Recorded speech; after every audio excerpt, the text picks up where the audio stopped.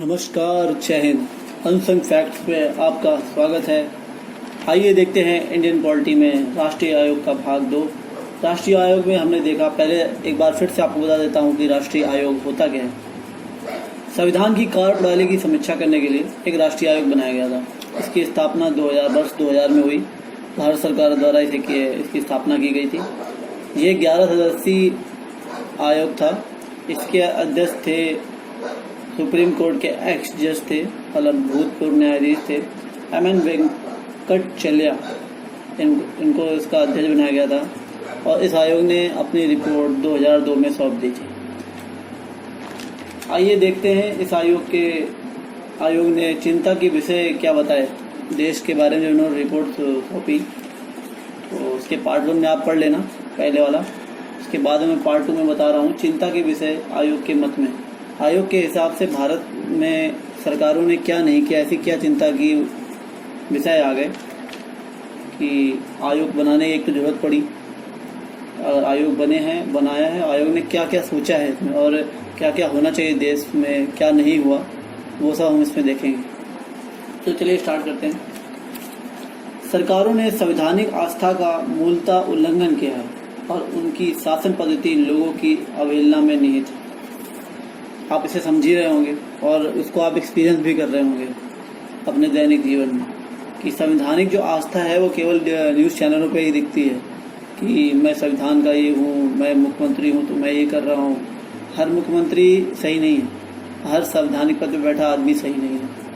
सबकी अपने तालमेल बैठा रखे हैं और उन्होंने संवैधानिक की मूलतः जो उसकी भावना थी उसका एक तरह से क्या उसकी हत्या की है।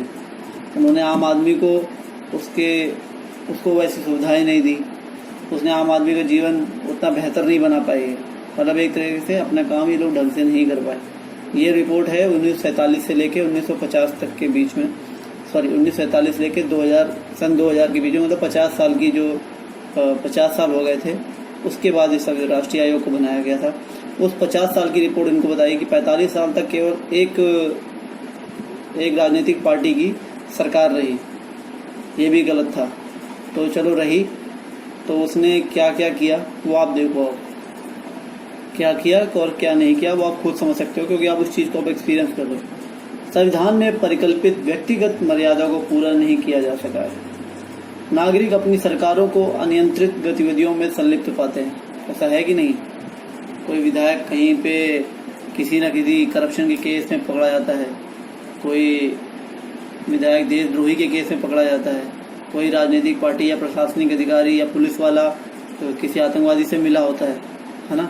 और आतंकवादी आप छोड़ो, आप अंदर क्या ही आओ, वो अपना काम ढंग से नहीं करते ना। उन्हें रोड बनवानी है और एक बार रोड बन गई उसका आगामी प्लान उनका डिसाइड नहीं है कि हाँ इसके नीचे मेरे को गैस की लाइन बिछवानी थी, इसके बगल में नाली खुदवानी थी। ये उनका प्लान नहीं रहता। पहले उनकी रोड उन्होंने बना दी, उसके पैसे खाए, फिर उसके बाद फिर आगामी प्लान जो था वो उसके बाद आता है कि अरे इसके नीचे तो गैस की पाइप लाइन डलवानी थी, डीजल की लाइन लगवानी थी, पानी की लाइन लगवानी थी। वो फिर उसके बाद पहले एक साथ गैस, पानी और डीजल नहीं लगेगा, वो अलग अलग टाइम पे लगेगा। फिर रोड तोड़ी जाएगी, फिर उसमें भी पैसा खाया जाएगा। मेंटेनेंस का पैसा तो खाते ही खाते हैं, फिर खाया जाएगा गैस को लाइन बिछाने के लिए, पाइप लाइन बिछाने के लिए, पानी की पाइप लाइन बिछाने के लिए और डीजल की पाइप लाइन बिछाने के लिए। ऐसे बहुत सारी चीज़ें हैं। मैं एक उदाहरण आपको दिया कि ऐसे ये लोग खा सकते हैं। प्रशासनिक अधिकारी भी इसमें साठ गांठ मिली होती है। तो ऐसा जब चीज़ होगा लोग देखेंगे और लोग समझते हैं, बस बोल नहीं पाते। हम लोग के अंदर जो सच बोलने की क्षमता है वो ख़त्म हो गई है। 800 साल तो मुगलों ने शासन किया, फिर उसके बाद अंग्रेज भी आ गए, तो हम थोड़ा गुलाम रहे तो गुलामी पसंद हो गए। नहीं तो इसे तो हमारी भारत देश को तो लैंड ऑफ सीकर बोला जाता था। मतलब ये लोग किसी चीज़ में जल्दी विश्वास नहीं करते, ऐसा बोला जाता था। समाज वर्तमान गतिविधियों के अनुरूप चलने में असमर्थ है। सही बात है, कुछ भी हो रहा है। मतलब सबसे ज़्यादा चिंता का विषय भारत की वर्तमान प्रकृति और वैज्ञानिक एवं प्रौद्योगिकी विकासों की गति द्वारा लाए गए परिवर्तनों के आलोक में बड़ी सार्वभौमिक शक्तियों का आकलन करने में इसकी अक्षमता है। देखिए अभी इन्होंने क्या किया, बड़ी बड़ी मशीनरी का आविष्कार कर लिया। एग्जाम्पल ले लेते हैं, बड़ी बड़ी मशीनरियों का एक आविष्कार किया और एक पहले क्या हुआ, कोल माइन मिली, और इन्होंने ये नहीं देखा कि मेरे पास अभी एक ऑप्शन है, वो इस कोल माइन को मैं अभी नहीं खोलूँगा, मेरे अभी देश का काम इस कोल माइन से चल रहा है। तो इन्होंने क्या किया, उस कोल माइन को भी पैसा खाने के लिए खोदा, वहाँ के पूरे पेड़ काट दिए, वहाँ का पारितंत्रिक जो वो था, आसपास की चीज़ें थी, वो पूरा संतुलन बिगाड़ दिया, वहाँ के जीव मरे। इंसान क्या सोचता है कि मर्डर वही होता है कि इंसान इंसान को मारे, जीव को मारना भी वही मर्डर है, उसके अंदर भी वही जीव है, उसका भी उस पृथ्वी पर उतना ही अधिकार है जितना इंसानों का है। तो उन्होंने वहाँ का पारितंत्रिक वो ख़त्म किया, नदियों में बाढ़ आएगी, पेड़ कटे, मिट्टी रोक के नहीं रख सकता पेड़ काट देगा तो मिट्टी को नदी बहा के लेके जाएगी, बाढ़ आएगी, गांव के गांव बहेंगे, लोग मरेंगे ना। तो ये जो आगामी सोच थी, इन्होंने केवल विकास किया, और विकास किया कि अपने स्वार्थ के लिए विकास किया, एग्जाम्पल बता रहा हूँ, और कुछ भी करके पैसा कमाना है। इसकी आगामी सोच, अगर मेरे पास स्टैंड बाई है तो मैं उस चीज़ को इमरजेंसी में टच करूँगा ना, कि आसपास का पारितंत्रिक पूरा ख़राब करके रख दूँगा। आप केदारनाथ के ले लो, उस पर इतना ऊपर तक इतने लोग ना मरते अगर वो फॉलो की गई होती कि जो उस जगह पे रहने के लिए जो गाइडलाइंस थी, उनसे नियमों को पालन किया गया होता। पहले कितनी दूर से केदारनाथ का मंदिर दिख जाता था भगवान का, लेकिन उसके बाद अभी वहाँ पे बड़ी बड़ी बिल्डिंगें बना दी गई। किस लिए बनाई गई? नदियों का रास्ता रोका जाता था, नदियों में पॉल्यूशन किया जाता था, वो जीव जंतु मरते थे। तो आप प्रकृति को टच करोगे, प्रकृति भी आपको छोड़ेगी नहीं, ये ध्यान रखने वाली बात। चिंता का एक और कारण है प्रशासन में बेतहाशा खर्चे और राजकोषीय घाटे का लगातार बढ़ते भी जाना। ये ध्यान रखना, ये मैं नहीं बता रहा हूँ, ये उस राष्ट्रीय आयोग की रिपोर्ट है, तो मैं आपको बता रहा हूँ, चिंता के विषय थे उनके मत में। तो बेतहाशा खर्चे हो रहे हैं, राजकोषीय जो घाटा है वो लगातार बढ़ता जा रहा है। 1947 में राजस्व बजट में जहाँ 2 करोड़ का घाटा था, सोचिए आप, 1997 से 98 के बीच ये बढ़कर 88,937 करोड़ हो गया। और तथा वर्ष 2002 में रिपोर्ट सौंपते कितना हो गया सुनेंगे, 1,60,000 हो गया, जो उस समय की जीडीपी का 4.8% था। कितनी चिंताजनक बात है। भारत का ऋण बोझ लगातार बढ़ता ही जा रहा है, और आज सरकार एक दूसरे पे दीपापोती करती है ना, कि मतलब उनकी टांगें खींचती है, अरे तुमने देश को बर्बाद कर दिया। भाई बर्बाद तो पहले शुरू से ही सही करना चाहिए था इसे, अब तो हल्का फुल्का झटका लगता ही रहेगा। राजनीतिक माहौल एवं राजनीतिक गतिविधियां दूषित हैं, सब लोग जान रहे हैं। राजनीतिक अपराधीकरण, राजनीतिक भ्रष्टाचार है, राजनीतिक अपराधी नौकरशाह गठजोड़ काफ़ी उच्च स्तर पे पहुंच गया। विकास दुबे को आप देखा ना, अगर वो राजनीतिक गठजोड़ ना होता उसके साथ, अगर उसको किसी IAS IPS अधिकारी ने या पुलिस के किसी प्रशासन ने उसके 30 साल जब उसने पहला मर्डर किया होगा, उसने पहली बार किसी फिरौती ली होगी, या पहली बार किसी ज़मीन पे कब्जा किया होगा, ऐसे मैं जानता हूँ विकास दुबे जैसे हर जिले में सब। लेकिन अगर अभी उसका नाम पॉपुलर है तो आप एग्जाम्पल देने में सही रहेगा।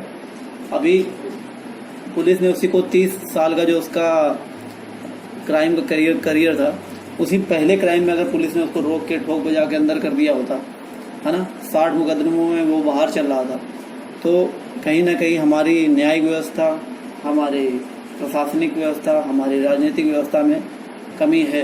कमी क्या, कहीं ना कहीं बहुत ज़्यादा कमी है। ऐसे लोगों को सपोर्ट क्यों? फिर आम आदमी का जीवन का मतलब क्या है? ऐसे लोग आएंगे, उसके साथ कुछ भी करेंगे और आदमी डर के रहेगा, तो ये तो लोकतंत्र नहीं हुआ ना। एक तो ये तो छदम लोकतंत्र हुआ फिर, कि एक तरह से सामंतवादी व्यवस्था चल रही है। वो 5 साल तक हट नहीं सकता, और 5 साल तक दादा बन के रहेगा, उसके खिलाफ कोई FIR नहीं, कोई कुछ नहीं ना। तो आगे देखते हैं। अब ये जो इनका नौकर साहब मतलब होता है, IAS और IPS जो होते हैं प्रशासनिक अधिकारी, उनको बोलते हैं, ये भी उनसे मिलकर काम कर रहे हैं। तो इन सब चीज़ों को बदलने के लिए एक सशक्त परिवर्तन की ज़रूरत है, कि ऐसा सिस्टम बनाया जाए, कुछ परिवर्तन किए जाएं, जिससे जो गठजोड़ होता है वो उस पर रोक लगे। राष्ट्रीय सुरक्षा एवं राष्ट्रीय अखंडता को उतना महत्व नहीं दिया जाता जितना कि दिया जाना चाहिए। सामाजिक असंतोष कम करने के प्रयास अनुपस्थित हैं। उन्हें कोई मतलब नहीं है देश में क्या चल रहा है, देश के लोगों को कोई मतलब नहीं है, उन्हें अपनी झोली भरने से मतलब है। इसलिए सामाजिक असंतोष को जो उसमें देखो, किसी के साथ कुछ हो रहा है, देश में कुछ हो रहा है, भले लोग भूल जाते हैं, लेकिन देश में क्या हो रहा है देखते तो हैं, उनके देख असंतोष तो रहता है, यार मेरे देश के नेता ऐसे हैं, मेरे देश के अधिकारी ऐसे हैं, जिन नेताओं को मैंने चुना गलत आदमी को चुना है। मेरे पास कोई ऑप्शन नहीं है, मेरे रोड नहीं बन रही, मेरे लिए लाइट नहीं है मेरे घर में, मेरे आज़ादी के 50 साल हो गए, मेरे पास कुछ नहीं है। खुद सन 2000 के लोग सोचते होंगे ना कि मैं आज भी इतने गरीबी में जी रहा हूँ, मेरे को व्यवस्था नहीं है, घूमने के लिए मेरे पास नहीं है ना। ये सब चीज़ सोचते हूँ, सेफ्टी सिक्योरिटी नहीं है, देश मेरा सेफ नहीं, ये सब असंतोष होता है, तो वो माहौल नहीं बना पाए लोग। प्राकृतिक आपदा प्रबंधन के संबंध में न सही जागरूकता पहुंचाई गई, न जानकारी। इन्हें मैं बोला देश से कोई मतलब नहीं, तो ना इन्होंने प्राकृतिक आपदा आई, ना प्रबंधन। ऐसा हर डिस्ट्रिक्ट में एनडीआरएफ के होने चाहिए थे शुरू से। आज जो एनडीआरएफ सेंट्रलाइज्ड है, हर एक पुलिस के पास एक एनडीआरएफ की जैसी होनी चाहिए थी। जहाँ पे नदियाँ होती हैं, है ना, जहाँ पे पहाड़ियों से लैंडस्लाइड होता है, जहाँ जंगलों में आग लगती है, जहाँ सी के किनारे जहाँ तूफान ज़्यादा आते हैं, वहाँ पे स्पेसिफिक सिटीज़ में, हर सिटीज़ में होना चाहिए। और ऐसे लोगों को भर्ती करनी जाती थी, वहाँ के लोकल लोगों को ट्रेनिंग देनी जाती थी। हाँ भाई, इस समय तुम क्या करोगे, बाढ़ आएगी तो तुम क्या करोगे, अगर कोई ऐसा जानवर घुस आता है तो उसको मारना नहीं, उसे कैसे बचाना है, क्या करोगे, ये सारी और पेड़ उगाओगे तो बाढ़ कम आएगी, है ना। ये सब पहले से अगर करते तो एक साइड तुम पेड़ काटो, दूसरी साइड पेड़ लगते भी रहते, लेकिन ऐसा नहीं किया और पेड़ कटे। तो ये प्राकृतिक आपदा जो प्रबंधन है, इसके संबंध में कोई जागरूकता नहीं पहुंचाई गई। आगामी काम प्रशासन के जो अनुमानित होते हैं पूरी तरह विफल है। जैसे मैंने बताया ना, उनके आगामी काम, हाँ मेरे को इस साल 5 साल में मेरे को ये करके देना है, कोई मतलब नहीं है। वो उसमें दवा के खर्च हो जाएगा, लेकिन वो काम होगा नहीं। कि आज मेरे को इस टनल को बनाना है, तो उस टनल की गाइडलाइन, मतलब टाइमलाइन निश्चित नहीं है कब बन के तैयार होगी। अगर एक फोर्स नहीं 2 साल मुझे चाहिए, नहीं तो जिस कंपनी का है उस कंपनी को ही इसको फ्री में करना पड़ेगा और पूरे पैसे वापस करने पड़ेंगे। मेरे को कॉन्ट्रैक्ट चाहिए, 2 साल में कंप्लीट चाहिए और सही होना चाहिए। ऐसे सरकारी वालों पे भी होना चाहिए कि हाँ मेरे को काम इस टाइम लाइन के अंदर ही होना ही चाहिए, वो चीज़ की कमी है। प्रशासनिक विभागों में आपसी समन्वय नहीं है, अब पुलिस विभाग शिक्षा विभाग से नहीं है, पुलिस विभाग का रेलवे विभाग से नहीं होगा, या पुलिस विभाग का और कोई प्रशासनिक होगा, लेखपाल के जो एसएससी वाले विभाग आते हैं उन विभागों से समन्वय नहीं होगा। तो इस चीज़ का जो लोकल राज्य सरकारों वाले जो विभाग होते हैं, अगर उनमें अगर आपसी समन्वय नहीं है तो कौन फ़ायदा उठाएगा? राजनेता जो उसमें गुंडे भर्ती होते हैं उसका फ़ायदा उठाएंगे, है ना। तो वाला सीन। सत्ता का दुरुपयोग हो रहा है, उत्तरदायित्व का कोई निश्चित कार्यक्रम या योजना नहीं है। सत्ता का दुरुपयोग मैं बोला ना, एक बार हम सत्ता पे पहुंच गए तो हम ही नेता हैं, हम ही दादा हैं, उसका पूरी तरह दुरुपयोग किया जाता है। उत्तरदायित्व का किसी को मतलब नहीं है कि ये मेरा उत्तरदायित्व समाज की सेवा करना। यहाँ पे 10,000 की पॉपुलेशन हो गई है, मैंने यहाँ पक्की रोड बना दी है, यहाँ पे मैंने पेड़ काट दिए, तो एटलीस्ट एक पार्क होना चाहिए घूमने के लिए, इनकी रोडें साफ़ होनी चाहिए, कूड़ा उठाने के लिए लोग आने चाहिए। सिटीज़ की बात बता रहा हूँ, आने चाहिए। गाँवों में रोडें बनी होनी चाहिए, बरसात में जो रोडें बिल्कुल उसे ट्रैक्टर निकल जाता है, गड्ढे हो जाते हैं, वैसा कुछ नहीं होना चाहिए। पक्की रोडें एटलीस्ट गाँव में होनी चाहिए। इनकी नालियाँ जो हैं वो साफ़ होनी चाहिए ना, या तो नहीं साफ़ होनी चाहिए तो गाँव में ही किसी एक आदमी को ऐसी नौकरी रखना चाहिए कि हाँ जो साफ़ करेगा, या ऐसे उनको जागरूकता फैलानी चाहिए। टॉयलेट्स होने चाहिए, घर होने चाहिए। हर आदमी कच्चे ज़मीन में जो रह रहे हैं, मजदूर कच्चे मकानों में रह रहे हैं, वैसा नहीं, घर होना चाहिए। जैसे प्रधानमंत्री आवास योजना भी मोदी जी ने शुरू की है ना, ये पहले से भी की जा सकती थी, लेकिन नहीं किया गया, खाने में बिजी थे ना। पैसा नहीं था, बाहर से बहुत पैसा आता था इस चीज़ के लिए, तो आज भी आता है। निर्वाचन व्यवस्था असफल रही है, आपराधिक पृष्ठभूमि के लोग सरकार में आए हैं, ये भी आप जान रहे। विधायक वही बनता है जिसके पास मैन पावर है। मैन पावर से मतलब है क्या है, वो लोकल गुंडे होते हैं उसके नाम पे करते हैं, वो विधायक पुलिस में उनकी FIR नहीं होने देता, और उसके बाद ऐसे धीरे इसका तबका बढ़ता जाता है। तो खतरनाक विधायक है, मतलब आदमी है, फिर वो चुनाव लड़ता है, लोगों के दिमाग में वही खटकता रहता है कि हाँ ये आदमी है, ये आदमी है। तो आदमी अपनी जात की वजह से, अपने लोकल के वजह से 1-2 हल्के फुल्के दिखाने के काम कर देगा और उसको रख लेंगे, फिर वो 5 साल कोई काम नहीं करेगा। चलो विधायक बन के गाड़ी में विधायक लिखा के घूमेगा, कोई उसका उत्तरदायित्व नहीं रहेगा कि हाँ मेरे को ये काम, मैंने ये वादा किए थे अपने कार्ड में, नहीं लिख के ये दिया था कि भाई मेरे को ये काम कराना है, लेकिन ऐसा कुछ नहीं करेगा। तो ये मैं नहीं बोला, निर्वाचन आयोग बोल रहा है, सॉरी ये राष्ट्रीय आयोग बोल रहा है उस समय का, सन 2000 का, कि 50 साल में ऐसा कि ये सीन होता है। ये आज भी होता है। निर्वाचन व्यवस्था की दुर्बलता के कारण संसद एवं राज्य विधान मंडलों में निर्वाचन व्यवस्था की दुर्बलता के कारण संसद एवं राज्य विधानमंडलों में पर्याप्त प्रतिनिधित्व का गुण नहीं है। जब आप पढ़े लिखे लोग लाओगे नहीं, जिन्हें समाज सेवा करनी नहीं, उत्तरदायित्व लेना नहीं, तो प्रतिनिधित्व कहाँ दिखेगा? वही है। 13वीं लोकसभा में कुल मतदाताओं का मात्र 27.9% ही प्रतिनिधित्व रहा। इसी प्रकार उत्तर प्रदेश की विधानसभा में कुल मतदाताओं का 22.2% ही प्रतिनिधित्व है उस समय का। अवसरवादी एवं सिद्धांत विहीन राजनीति को बढ़ावा मिला है। अवसरवादी मतलब कितना पैसा हो मैं नाप दूं, अपनी जेबें भर लूं, और सिद्धांत विहीन मतलब जो ऐसा करता है उसके पास सिद्धांत कैसा ना, चोरी करनी है उसे हर, आपको पता है कि कोई भी मतलब क्राइम हो रहा है बिना किसी प्रशासनिक अधिकारी की सहायता नहीं हो सकता, बड़ा क्राइम। छोटे तो आप वो भी छोटा भी सरकार का ही एक तरह से कारण होती है। एक तो वो जो आदमी काम नहीं करना चाहता, एक हम ऐसे समाज हो गए हैं कि दूसरे के साथ हो रहा है तो हम तब तक नहीं बोलेंगे जब तक अपने साथ नहीं होगा। हम उसी समय आवाज़ उठा दे तो उसकी, जो बंदा क्राइम कर रहा है उसकी मनोस्थिति कम हो जाएगी, डाउन जाएगा, उसका मनोबल टूटेगा। अरे ये लोग आवाज़ उठाएंगे, मुझे पीटेंगे। हमें ऐसा करना चाहिए, हमें यूनिटी में रहना चाहिए, कोई क्राइम नहीं कर सकता है ना, तो ऐसा करना है।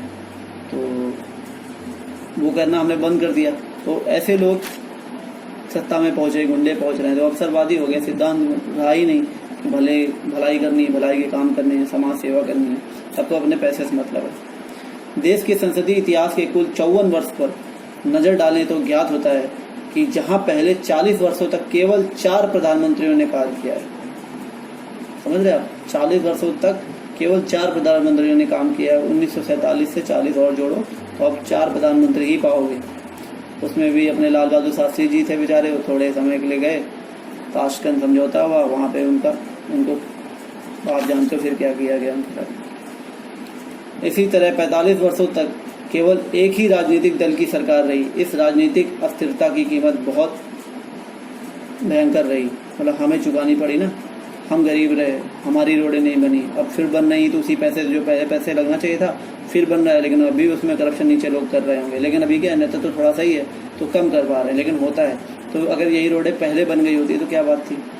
शिवाजी ने 17वीं शताब्दी में रोडें जो अपने बनवाई थी वो आज भी टिकी हुई हैं। तो ऐसे क्या होता है, इनकी रोडें जो 2 महीने में इनकी निकल के चली जाती है, अलग अलग हो जाती है। मैटर करता है, ईमान सिद्धांत होना चाहिए। देश की अर्थव्यवस्था की हालत चिंताजनक है। अर्थव्यवस्था धीरे धीरे गड्ढे में जा रही है। आप खुद सोचिए, ऐसी हालत तो रहेगी जब ऐसा नेतृत्व हमें मिलेगा, अर्थव्यवस्था गड्ढे में जाएगी ही, सिद्धांत विहीन लोग रहेंगे, उत्तरदायित्व तो नहीं है, लीडरशिप क्वालिटी नहीं है, तो जानी ही जानी है। और सबसे बड़ी बात, आपराधिक पृष्ठभूमि के लोग आए, ये 2000 की रिपोर्ट है, ये साथ में दिमाग में रखिएगा, आज का परिप्रेक्ष्य न लीजिएगा। आर्थिक, राजकोषीय एवं मौद्रिक नीतियां प्रशासनिक अक्षमता एवं भ्रष्टाचार का शिकार हो रही हैं। समाज में गैर कानूनी तंत्र का विकास हो रहा है, ब्लैक मनी गैर कानूनी तंत्र का हो रहा है ना। कुछ ताकतवर लोग भी आर्थिक ढांचे को बर्बाद कर रहे हैं, सरकार इनको रोकने में नाकाम रही है। हवाला के जरिए पैसे इधर से उधर ट्रांसफर करते हैं, स्विस बैंक तो फेमस हो रखा है ना।